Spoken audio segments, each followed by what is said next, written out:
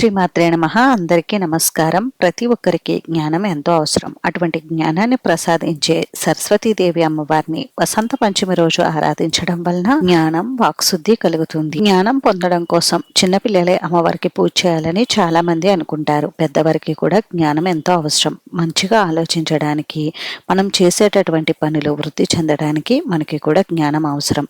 అందుకని తప్పకుండా వసంత పంచమి రోజు ప్రతి ఒక్కరూ కూడా అమ్మవారికి పూజ నిర్వహించుకోవాలి. ఈ 2026 సంవత్సరంలో వసంత పంచమి జనవరి 23 శుక్రవారం రోజు వచ్చింది. ఈ రోజు సూర్యోదయానికి పూర్వమే నిద్రలేచి ఇంటిని శుభ్రపరుచుకుని తలస్నానం ఆచరించి తెలుపు రంగు వస్త్రాలు ధరించి ముందుగా నిత్య పూజ పూర్తి చేసుకుని అప్పుడు అమ్మవారికి పూజ నిర్వహించుకోవాలి. అమ్మవారికి పూజ పూజా మందిరంలోనైనా చేసుకోవచ్చు, లేదు అంటే ప్రత్యేకంగా పీఠం ఏర్పాటు చేసైనా చేసుకోవచ్చు. అమ్మవారికి పూజ చేసే చోట శుభ్రం చేసుకుని పసుపుతో వాళ్ళకి బియ్య పిండితో ముగ్గు పెట్టుకుని పీటకు కూడా పసుపు రాసి బియ్య పిండితో ముగ్గు పెట్టుకుని అమ్మవారి చిత్రపటం తీసుకుని అమ్మవారి చిత్రపటాన్ని గంధం కుంకుమ బొట్లతో అందంగా అలంకరించుకుని పూజలు ఏర్పాటు చేసుకోవాలి. అమ్మవారి చిత్రపటాన్ని తెలుపు రంగు పుష్పాలతో అందంగా అలంకరించుకోవాలి. అమ్మవారికి పూజ చేసే ముందుగా గణపతికి షోడశోపచారాలతో కానీ పంచోపచారాలతో కానీ పూజ చేసి ఆ తర్వాత అమ్మవారికి షోడశోపచార పూజ నిర్వహించుకోవాలి. ఈ రోజు పూజలో ఎన్ని దీపాలైనా ఏర్పాటు చేసుకోవచ్చు. దీపారాధన కోసం ఆవు నెయ్యి కానీ నువ్వుల నూనెను కానీ ఉపయోగించండి. ముందుగా దీపారాధన చేసి గణపతి పూజ పూర్తి చేసుకుని ఆ తర్వాత అమ్మవారికి పూజ చేయండి.